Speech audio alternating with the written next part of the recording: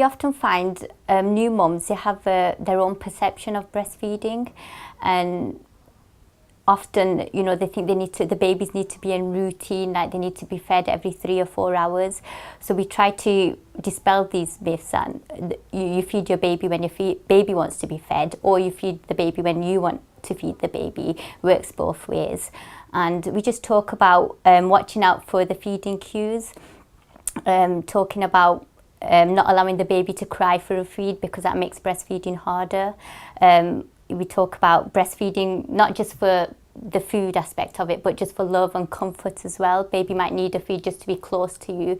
And one of the big things that often comes up is they think they might if the baby's continuously feeding, they think the baby's going to be overfed. So we often have to say that baby never gets overfed on breast milk. A lot of women are quite surprised about that. It is quite a gradual process.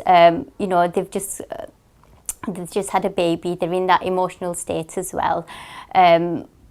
You know, you can't give all the information in one session, so we encourage them to come to the groups, and sometimes it's over several weeks, it could take over months.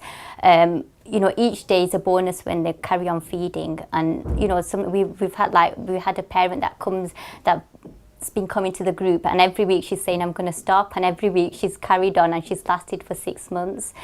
She just needs that motivation, listening to other people talking about their experience around feeding as well, knowing that she's not the only one. Babies quite often display feeding cues, and it's good for parents to watch out for that, so they can breastfeed them before they actually start crying. And things to look out for is just general, like maybe they might start wriggling around, some eye movements, or maybe rooting with their hands.